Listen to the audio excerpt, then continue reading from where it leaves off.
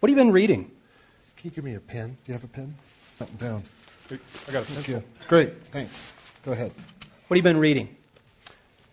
I'm in Orthodoxy right now by Chesterton, and I read it several years ago. I would say about 7 years ago, and I just felt someone had mentioned it. I felt like God had brought it back, and I think what God was wanting to do is remind me this isn't some crazy sideline thing. This isn't. Yes, Yeah. that I've saddled my horse to. Right.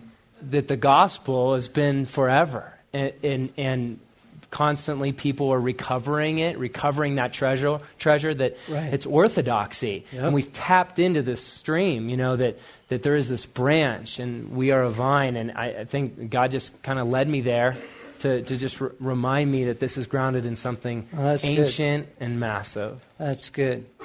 That's good. You know what? That is the irony of the people that, obviously, we get a good bit of criticism and people think we're way out there. The irony is you cannot believe how conservative we are theologically. The irony is that we are unbelievably orthodox. It's just that the church has been so taken out by the religious spirit and by the counterfeit thing. This sounds crazy, but you go back and there it is. The stream is there. The theme is there. What have you been reading? Well, I just finished a historical novel, and I'm kind of just delving back in the Old Testament and going through some books there. So it's kind of What was the novel? It was a Michener. It was Texas. It was written a long time ago. Bart spends an awful lot of time in Texas. We've been trying to figure out kind of his travel patterns, and it's like there's this sort of gravitational field that keeps drawing him back. That cracks me up that you're reading Michener's Texas. No, I read it. I finished it. 1,100 pages. That's good. What have you been reading? I'm reading Pittsburgh. It's over his head. He can't handle it. Oh. I am, one of the things I am guilty of is I think I have 30 books on my nightstand and I'm reading portions of all of them.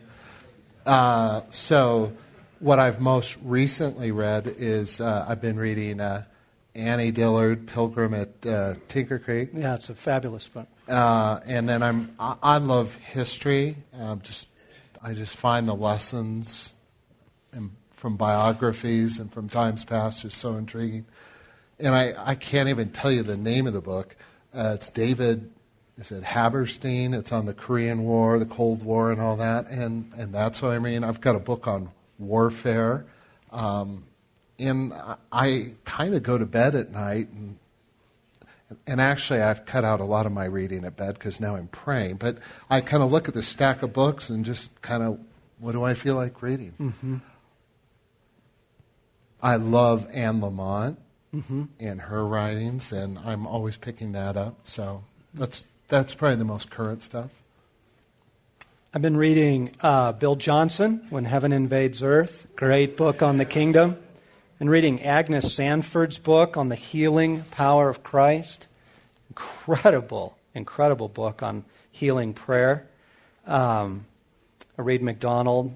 I keep coming back to that often. I read a lot of books on nature, mountain climbing, mountain adventures, that kind of thing. So let me ask a tangent question, or a follow-up question is, recommend a book you really ought to read. I have 10, but the first one that comes to mind would be Gerald May, Addiction and Grace. Yes. Incredible book. Yeah, I have so many. I love reading, but Walt Harrington's Everlasting Stream, just phenomenal writing on the masculine journey. Incredible book. That's a great read. The Everlasting Stream. Yeah, Walt Harrington, Everlasting Stream. He's a professor at University of Illinois, and most of his other stuff is on different topics, but that's very autobiographical on his story of his masculine journey and initiating his son in that. Yeah, it's huge. I'd say the biography of Oswald Chambers, written by Dave McCaslin. Really good book. Wow.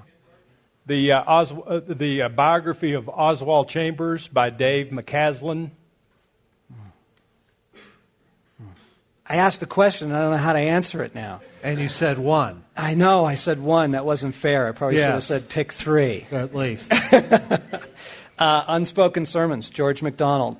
But don't start with the first chapter. It's not his best. There are actually a bunch of sermons in there. I asked God what to read, but like his one on life, his one on Abba Father. Some of his stuff in there is just beyond brilliant. And some of it's just okay, but that is a phenomenal book.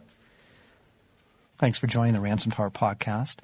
For more, come to our website at ransomedheart.com.